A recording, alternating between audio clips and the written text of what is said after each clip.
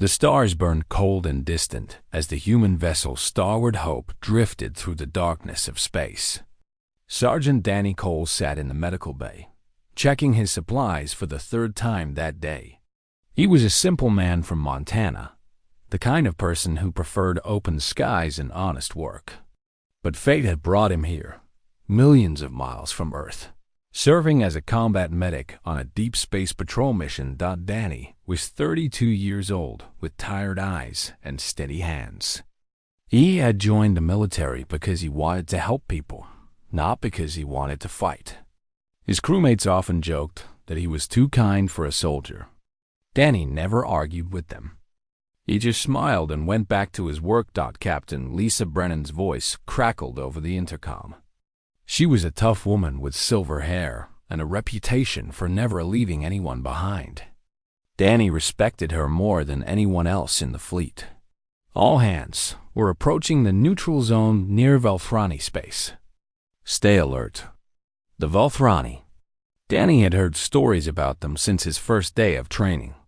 They were a reptilian species with scales like polished armor and eyes that glowed like dying embers.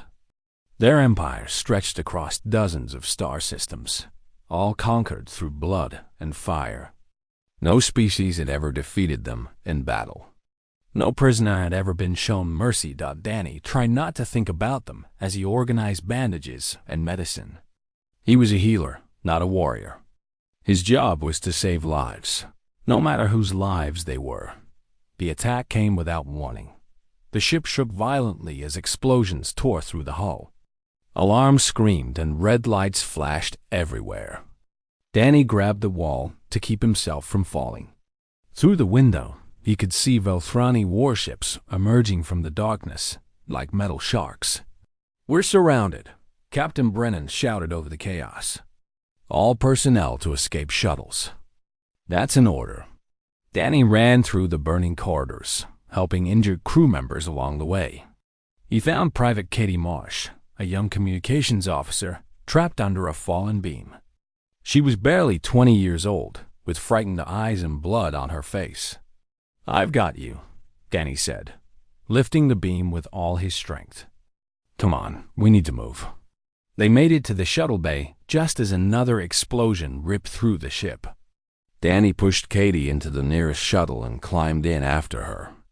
The doors sealed shut and the shuttle launched into space, spinning wildly between laser blasts and debris.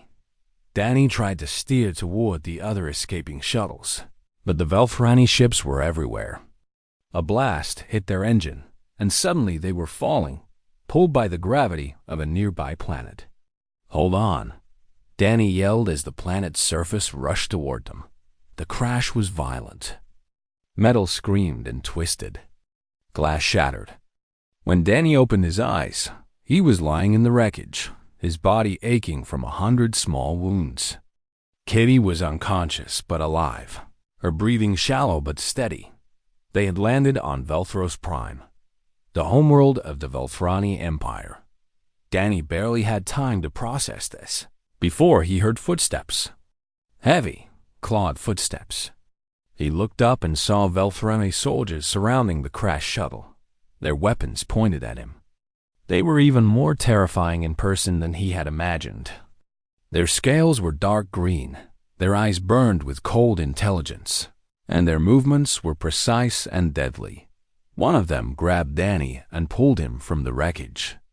He didn't fight back. There was no point. He was one human against an entire empire. "The female is dying," Danny said, pointing at Katie. "Please, let me help her." The Velthrani soldier stared at him with those burning eyes. Danny expected to be ignored or killed. Instead, the soldier gestured to his companions. They pulled Katie from the shuttle and placed her on a stretcher. "You will both come with us," the soldier said in broken but understandable English. "The Queen will decide your fate." They were taken to the capital city, a sprawling metropolis of black stone and towering spires. Danny had never seen anything so grand or so terrifying. The buildings seemed to reach up to the sky like fingers trying to grab the stars. The streets were filled with Velthrani of all sizes, all of them stopping to stare at the captured humans. Katie was taken to a medical facility. Danny tried to follow her, but the soldiers pushed him in a different direction. They led him through endless corridors of cold stone until they reached a massive door carved with images of conquest and victory. The throne room of Queen Suraveth. The door opened, and Danny was pushed inside. The room was enormous, lit by floating crystals that cast strange shadows on the walls. At the far end sat the queen herself, upon a throne made of the bones of her enemies. Queen Suraveth was ancient and powerful. Her scales were darker than the others, almost black, and her eyes burned brighter than any Danny had seen. She wore a crown of twisted metal and carried herself with the weight of 400 years of rule. She had conquered worlds, destroyed civilizations, and never once shown mercy to any enemy. She looked at Danny like he was an insect. "A human," she said, her voice deep and cold. "Your kind is weak. Your ships are slow. Your weapons are primitive. Tell me why I should not kill you right now." Danny's heart was pounding, but his hands were steady. He had faced death before. He had held dying soldiers in his arms and promised them everything would be okay. He knew how to stay calm when everything was falling apart. "Your Majesty," he said, bowing his head slightly, "I am not a warrior. I am a healer. I came to your world by accident, not by choice. I ask only that you spare my companion. She is young and innocent. Whatever you decide for me, please let her live." The queen leaned forward, her eyes narrowing. No prisoner had ever spoken to her like this. Most begged for their own lives. Most cried and screamed and promised anything for mercy. This human asked for nothing for himself, only for another. "Interesting," the queen said softly. "Very interesting." She waved her clawed hand, and the soldiers stepped back. "You will live, human. For now, I wish to understand your kind better. Perhaps you will teach me why humans face death with such strange calmness." Danny said nothing. He simply bowed his head again and waited for whatever came next. He did not know it yet, but his journey was just beginning. And nothing in the galaxy would ever be the same again. The dungeon was cold and dark, but Danny had been in worse places. He sat on the stone floor with his back against the wall, watching the shadows dance in the flickering torchlight. His cell was small, with iron bars that looked strong enough to hold a giant. But Danny was not thinking about escape. He was thinking about Katie, hoping she was alive somewhere in this alien palace. 3 days had passed since his audience with Queen Suraveth. 3 days of silence and darkness and waiting. The guards brought him food twice a day, strange meat and bitter vegetables that tasted like nothing he had ever eaten. Danny ate everything without complaint. His father had taught him long ago that a man should be grateful for any meal he receives. On the 4th day, a new guard came to his cell.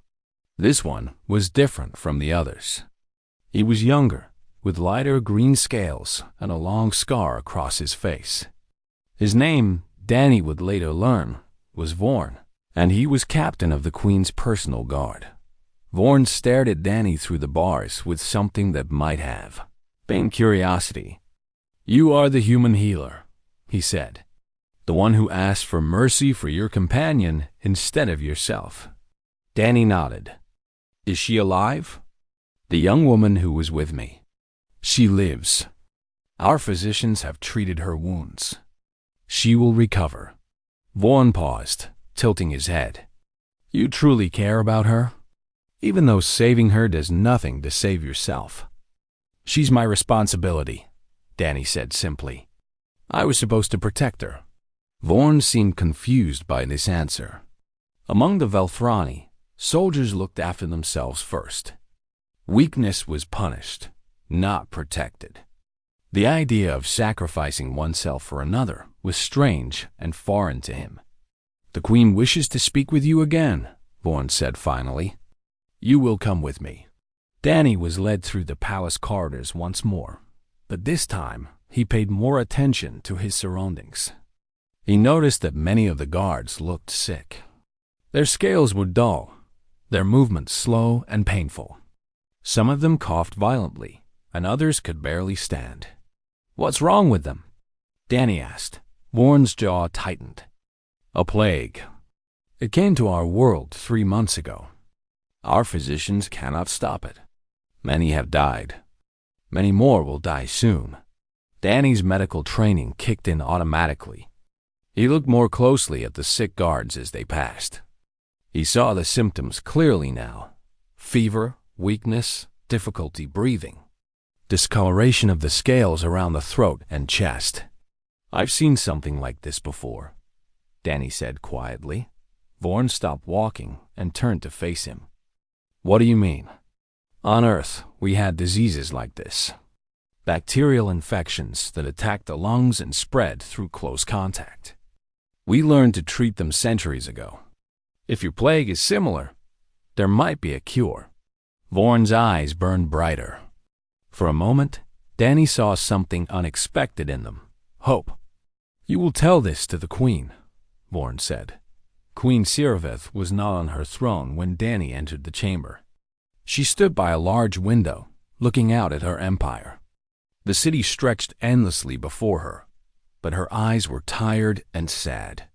She looked like a ruler who had seen too much death. "Your Majesty," Danny said, bowing his head. The Queen turned to face him. In the daylight, she looked older than before. The weight of her crown seemed heavier, and her movements were slower. "I have lost 47 soldiers to this plague," she said without greeting. 47 of my finest warriors, dead from an enemy they could not fight. My physicians tell me there is nothing they can do. They tell me to prepare for more death." She walked closer to Danny, her clawed feet clicking on the stone floor. "And now this guard captain tells me that you, a human prisoner, claim to know how to stop this disease. Is this true?" Danny met her eyes. He was not afraid anymore. Fear had no place in a healer's heart. "I cannot promise anything, Your Majesty, but I have training in human medicine, and I have seen diseases that behave like this one. If you allow me to examine your sick soldiers and study the plague, I might be able to help." The Queen laughed, but it was a bitter sound. "Why would you help us? We are your enemies. We captured you, imprisoned you, threatened your life. Any other species would be happy to watch us die." Danny thought about this question carefully before answering. He thought about his father, who had taught him that every life had value. He thought about his training, which had taught him that a healer's duty was to save lives, not to judge who deserved saving. "Because that's not who I am," Danny said. "Where I come from, we don't let people die if we can help it. It doesn't matter if you're friend or enemy. Sickness doesn't care about politics or war. It just kills. And if I can stop it, I will." The Queen stared at him for a long moment. Her burning eyes searched his face for lies or tricks or hidden motives. She found none. "You are either very brave or very foolish human. Probably both, Your Majesty." The Queen made a sound that might have been a laugh. Then she turned to Vorn, who stood waiting by the door. "Take him to the medical quarters. Give him whatever supplies he needs. Let him examine the sick." Vorn bowed. "As you command, my Queen." Danny was led to the palace medical facility, a large building filled with beds and strange equipment. The smell of sickness hung heavy in the air. Dozens of Velthrani lay on the beds, their bodies weak and trembling.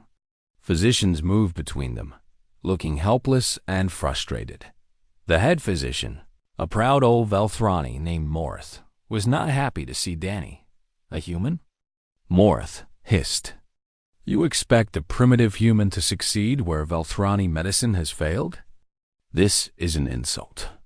"Consider it an experiment," Danny said calmly. "If I fail, you lose nothing. If I succeed, your people live. Seems like a good deal to me." He walked to the nearest patient and began his examination. The symptoms were clear up close. The disease attacked the respiratory system and spread through the blood. It was aggressive but predictable. Danny had seen similar infections on Earth, though this one was slightly different. He worked for hours, studying samples and testing theories. Morath watched him with cold suspicion, but Danny ignored him. He was focused entirely on the problem in front of him. By nightfall, Danny had a theory. The plague was bacterial, just as he had suspected.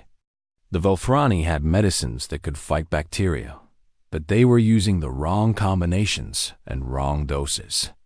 Their physiology was different from humans, but the principles were the same. "I need to try something," Danny said. "I think I can create a treatment, but I need a patient willing to take the risk." Vorn stepped forward. His scales had begun to show the same dull color as the sick soldiers. He had caught the plague. "Use me," Vorn said. "I am already dying. At least let my death have meaning." Danny nodded. He prepared the treatment carefully, mixing medicines in ways that the Velthrani had never tried. Then he gave it to Vorn and waited. The night was long and uncertain. But when morning came, Vorn's fever had broken, and his scales were beginning to shine again. The treatment had worked. Word spread through the palace like fire through dry grass. The human prisoner had done what no Velthrani physician could do. He had saved Captain Vorn from the plague.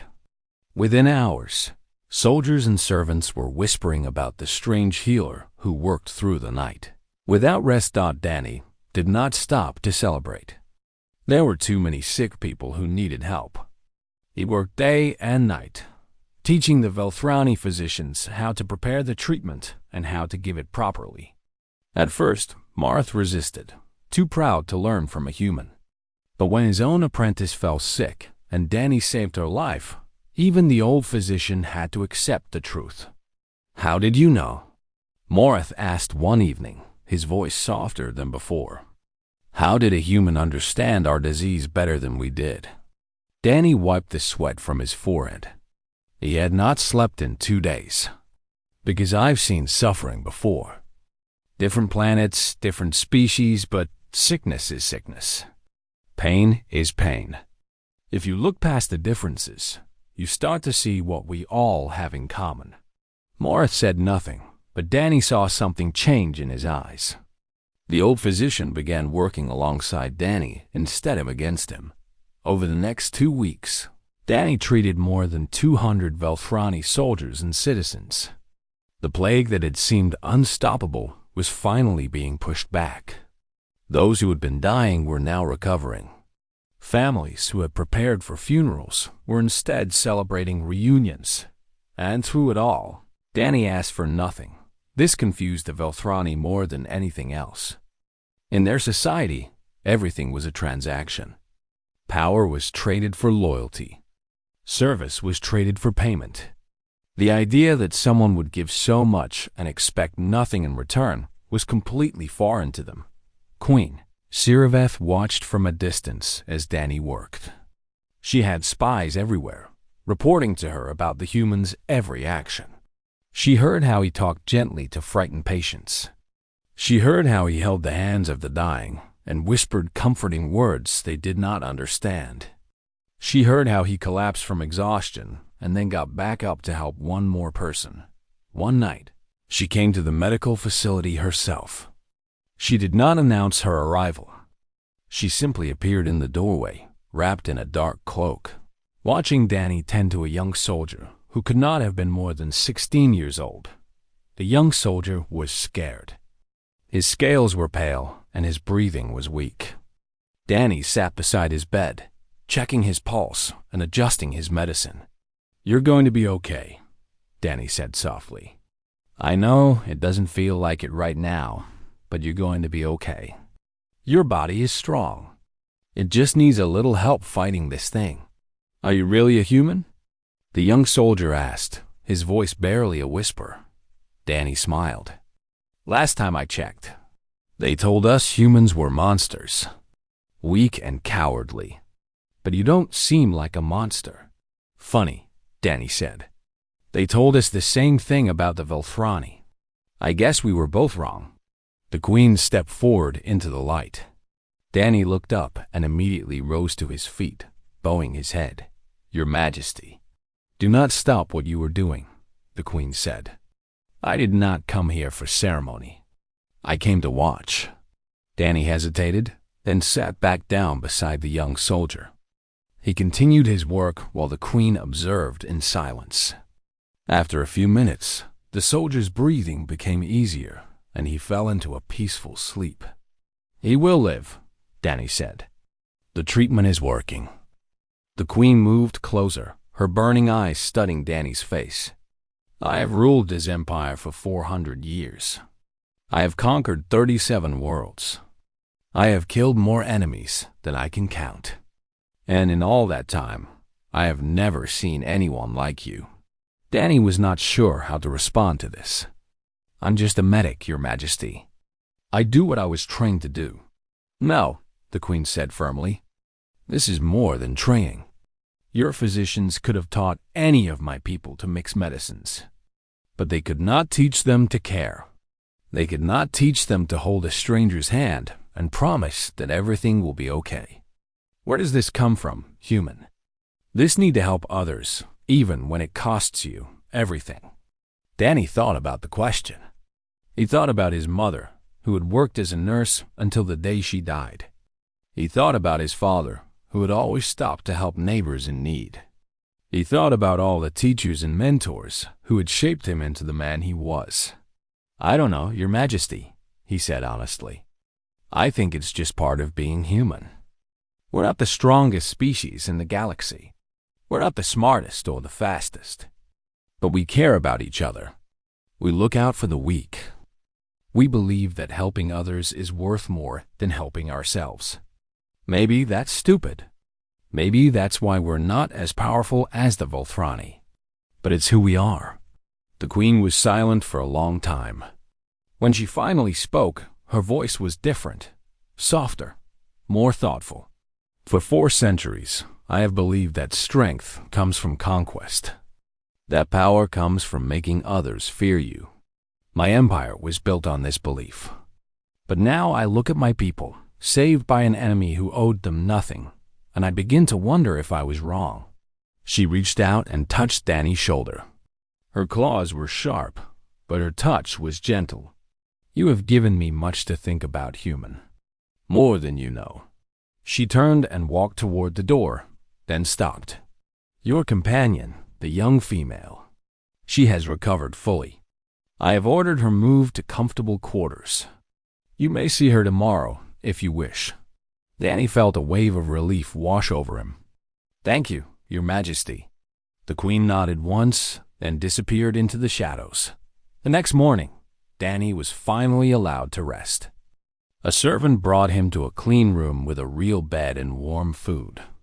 He ate slowly, savoring every bite, then lay down and slept for 16 hours straight. When he woke, he found Katie sitting beside his bed, looking much healthier than the last time he had seen her. Her eyes were red, like she had been crying, but she was smiling. Sergeant Cole, she said, you saved them. You saved all of them. Danny sat up slowly, his body still aching from exhaustion. I did what I could. They're calling you a hero, you know. The guards, the servants, even some of the nobles. They say you're the first outsider who ever showed them kindness. Danny shook his head. I'm not a hero. I'm just a guy who knows how to make medicine. Anyone could have done what I did. Katie laughed softly. No, Sergeant. Not anyone. Just you. Outside the window, the sun was rising over the alien city. Danny looked out at the strange landscape and wondered what would happen next. He had saved lives, but he was still a prisoner. The plague was fading, but the war between humans and Velthrani had not ended. Somewhere in this palace, Queen Siriveth was making decisions that would shape the future of 2 civilizations. Danny could only hope that his actions had made a difference. He did not know how right he was. The palace was in turmoil. Danny could feel the tension in the air as he walked through the corridors with Katie by his side. Servants whispered in corners and guards stood stiffer than usual. Something was happening, something big, and Danny had a feeling it was about him. 3 weeks had passed since the plague began to fade. Danny and Katie had been moved to guest quarters instead of prison cells. They were given clean clothes, good food, and freedom to walk certain parts of the palace.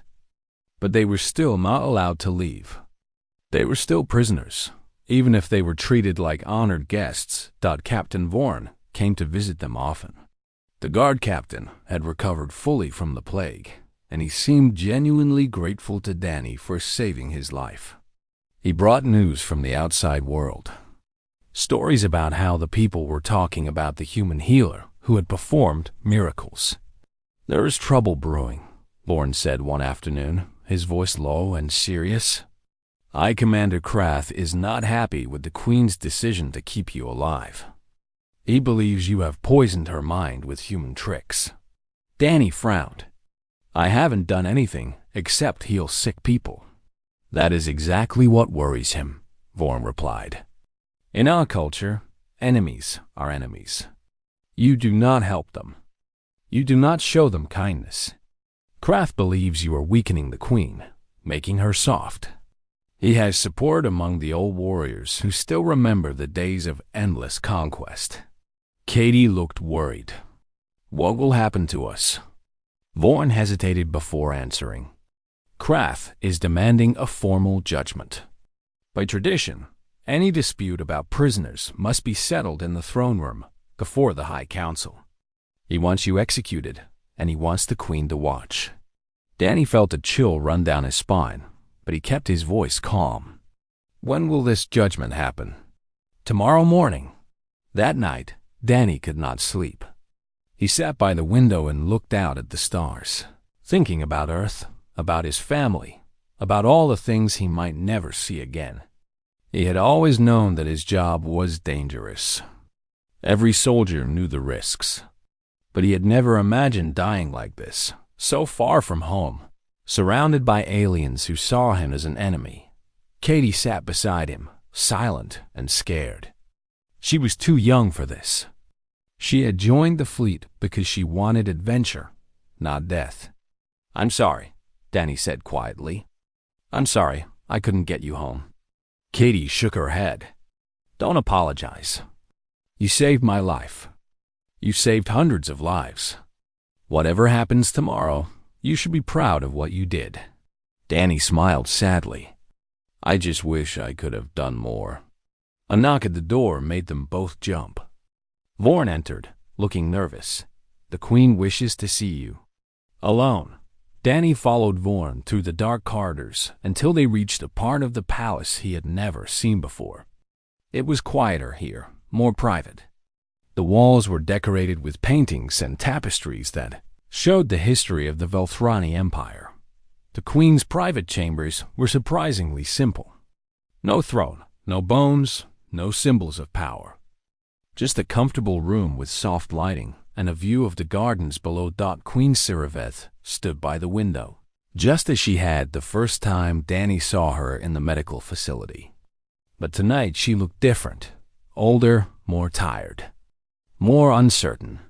"Leave us," she said to Vorn. The guard bowed and closed the door behind him. Danny waited in silence. He did not know what to expect. "I have been thinking about what you said," the Queen began, still looking out the window. "About humans caring for each other. About believing that helping others is worth more than helping yourself." She turned to face him, and Danny saw something unexpected in her eyes: conflict. "For 400 years, I have led my people through conquest. We have taken what we wanted and destroyed anyone who stood in our way. This is the Velthrani way. This is what we have always been. But lately, I find myself asking, is this all we can be?" Danny listened carefully, saying nothing.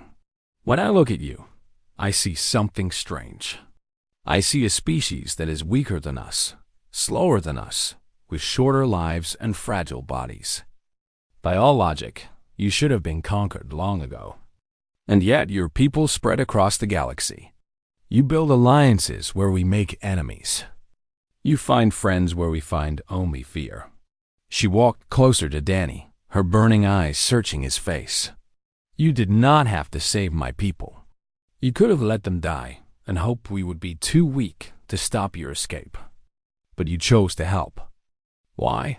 What did you gain? Danny thought carefully before answering. I didn't do it for gain, Your Majesty. I did it because it was the right thing to do. Those soldiers who were dying, they weren't my enemies. They were people. People with families, people with hopes and dreams. I couldn't just watch them die when I had the power to help. Even though they would have killed you without hesitation.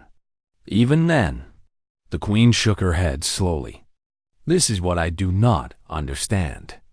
This strange human morality that puts others before yourself. In my world, such behavior would be seen as weakness. And yet, here you stand, alive and honored, having achieved through kindness what no army could achieve through war. She paused, her claws clicking against each other, and thought. Krath wants you dead. He believes you are a threat to our way of life. In some ways, he is right. If my people begin to see strength in compassion instead of conquest, everything will change. The old order will fall. The warriors who built this empire will lose their purpose. Danny's heart was pounding, but his voice remained steady. And what do you believe, Your Majesty? The Queen was silent for a long moment. Then she made a sound that might have been a sigh. I believe that I am old. I have ruled for 4 centuries, and in all that time, I have never found peace. Every victory led to another war. Every conquest led to another rebellion. I have everything the power can give, but I have nothing that matters. She looked at Danny with something that almost looked like hope. You have given me a gift, human. Not just a cure for the plague, but something far more valuable. You have shown me that there is another way. A way that does not end in blood and fire. So what will you do? The Queen straightened her shoulders, and Danny saw the ruler return to her eyes. Tomorrow, in the throne room, I will make a choice that will change everything. I do not know if it is the right choice. I do not know if my people will follow me. But I know that I cannot go back to being what I was before. She gestured toward the door. Go, rest. Whatever happens tomorrow, I want you to know that you have already achieved something remarkable. You have made an old queen question everything she believed. Danny bowed his head. Thank you, Your Majesty, for listening. As he walked back to his quarters, Danny wondered what the morning would bring. He had done everything he could. Now all he could do was wait and hope. Far away in the cold darkness of space, Captain Lisa Brennan and the crew of the Starboard Hope were still searching. They had not given up. They would never give up. And they were closer than anyone knew. The throne room was filled with Velthrani nobles, warriors, and officials. They stood in perfect rows, their scales gleaming under the crystal lights, their eyes fixed on the raised platform where Queen Sereveth sat upon her throne. The air was thick with tension. Everyone knew that something historic was about to happen. Danny stood in the center of the room with Katie beside him. Guards surrounded them, but they were not in chains. That alone was unusual. Prisoners brought before the High Council were always bound and humiliated. But Danny and Katie stood free, dressed in clean clothes, treated almost like guests. High Commander Krath stood on the opposite side of the room. He was an enormous Velthrani, twice the size of most soldiers, with battle scars covering his scales and cold fury in his eyes. He had served the Empire for 200 years and had never lost a battle. In his mind, he was the true strength of the Velthrani people. This council has been called to decide the fate of these humans, Krath announced, his voice echoing through the chamber. They are enemies of our empire. They belong to a species that has opposed our expansion for generations. By all laws and traditions, They should be executed. Murmurs rippled through the crowd. Many of the old warriors nodded in agreement. But more than that, Krath continued, I must speak of a greater threat. This human has poisoned the mind of our queen. He has used strange human tricks to make her doubt our ways. If we allow him to live, he will destroy everything we have built. He pointed a clawed finger at Danny. Look at him, weak, small, pathetic, and yet our queen treats him like an honored guest. She speaks of peace and compassion, ideas that have no place in the Velthrani Empire. This is what humans do. They infect other species with their weakness until those species can no longer defend themselves. Krath turned to face the queen directly. I say we execute these prisoners now and return to our true purpose, conquest, power, glory. These are the things that made us great. These are the things that will keep us great. The old warriors cheered. Krath's words had struck a chord with those who remembered the days of endless victory. For them, peace was just another word for surrender. Queen Siriveth raised her hand, and the room fell silent. You have spoken your piece, Commander. Now the human will speak. Let us hear what he has to say before we judge him. Danny stepped forward. He was terrified, but he had learned long ago how to hide his fear. He looked around the room at all the faces watching him, some with hatred, some with curiosity, some with something that might have been hope.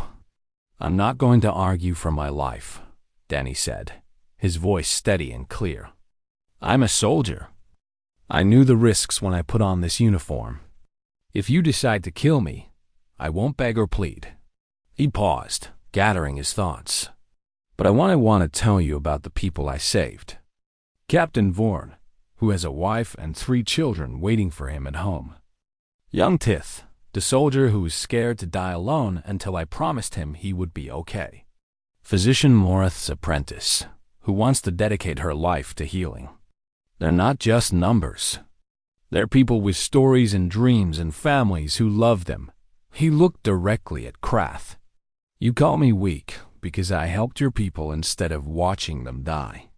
You think compassion is a disease that will destroy your empire. But I think you're wrong. Real strength isn't about conquering others. It's about having the power to hurt someone and choosing not to. It's about building something instead of destroying everything. Krath laughed. Pretty words from a prisoner.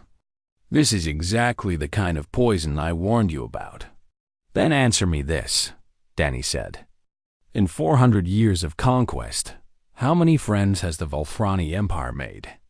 How many allies do you have who fight beside you by choice instead of fear? When the plague came, how many other species rushed to help you? The room was silent. Danny continued.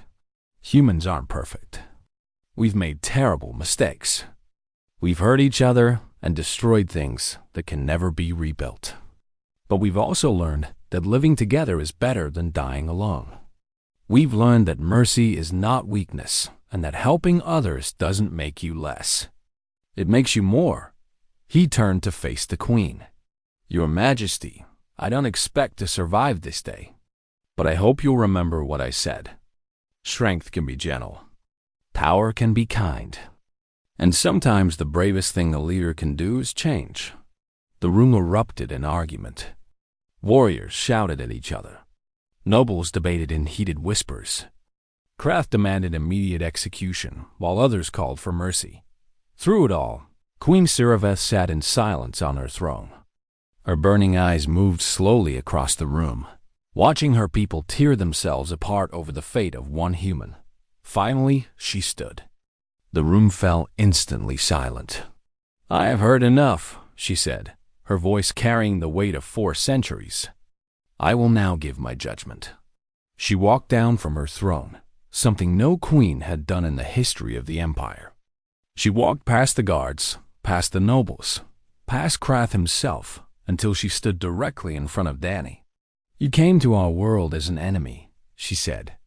You could have chosen hatred. Instead, you chose to help. You saved lives that meant nothing to you, asked for nothing in return, and showed my people something they had never seen before. She turned to address the entire room. For 400 years, I have led this empire through blood and fire. We have conquered, but we have not grown. We have destroyed, but we have not built. Look around you. Look at what we have become. An empire that fears change. A people who see kindness as weakness. Is this truly what we want for the next 400 years? Krath stepped forward. Your Majesty, you cannot be serious. This human has corrupted your thinking. I will not stand by and watch our empire destroyed by foreign ideas. He gestured to a group of soldiers behind him. They moved forward, weapons drawn. I am taking command of this empire, Krath declared. For the good of all Velthrani. For a moment, everything hung in the balance. Then Captain Vaughn stepped forward, placing himself between Krath and the Queen. Behind him came the soldiers Danny had saved, the physicians who had worked beside him, the guards who had watched him sacrifice everything to help their people. We stand with the Queen, Vaughn said, and we stand with the human who saved our lives. Krath looked around the room and saw that he was outnumbered. The warriors who supported him were too few. The rest of the room had chosen a different path. Arrest him, the Queen commanded. Krath was taken away, his screams of protest echoing through the corridors. Queen Siriveth turned back to Danny. Today I make a choice that my ancestors would not understand. I choose peace. I choose to open dialogue with humanity. I choose to build bridges instead of burn them. She placed her clawed hand on Danny's shoulder. You will be returned to your people. But I hope this is not the end. I hope it is the beginning of something new. At that moment, a servant rushed into the throne room. Your Majesty, human ships have been detected at the edge of our system. They are requesting permission to retrieve their lost crew members. The Queen smiled, a rare and strange expression on her ancient face. Tell them permission is granted, and tell them that the Velthrani Empire wishes to talk. 2 days later, Danny and Katie stood on the landing platform as the shuttle from the Starward Hope descended from the sky. Captain Bren was the first one off the ship, her face a mixture of relief and disbelief. Sergeant Cole, she said, her voice thick with emotion. We never gave up on you. I know, Captain, Danny replied. I never doubted it. As they prepared to leave, Queen Siriveth came to say goodbye. She looked at Danny with those ancient burning eyes, and for a moment, neither of them spoke. Thank you, she finally said, for showing me that there is more to strength than conquest. Danny smiled. Thank you for listening. Most people don't. Before you go, the Queen said, tell me one thing. Why did you really help us? The true reason, the one you hold in your heart. Danny thought about his mother, his father, all the people who had shaped him into who he was. Because that's what humans do, Your Majesty. We hope. Even when things look impossible, we hope. And we try to make the world a little better than we found it. The Queen nodded slowly. Then perhaps there is hope for all of us. Danny boarded the shuttle with Katie and Captain Brennan. As they lifted off from the planet's surface, he looked back at the alien city one last time. Somewhere down there, a 400-year-old queen was beginning to change her empire. And it had all started because one human medic refused to let people die. Months later, the first human Velthrani peace treaty was signed. It was the beginning of a new era for both species. And in the history books, they would always remember the human soldier who astonished the alien queen by showing her that the greatest strength of all is the courage to be kind. Danny Cole returned to Earth, where he visited his family in Montana. His niece and nephew gathered around him, begging for stories about aliens and spaceships. Were they scary? His niece asked. Danny smiled and looked up at the stars. At first, he said, but you know what I learned? Even the scariest aliens aren't so scary once you get to know them. Everyone in this universe is looking for the same thing. They just want to be understood. And somewhere across the galaxy, on a throne made of ancient bones, an alien queen was learning that the human had been right all along.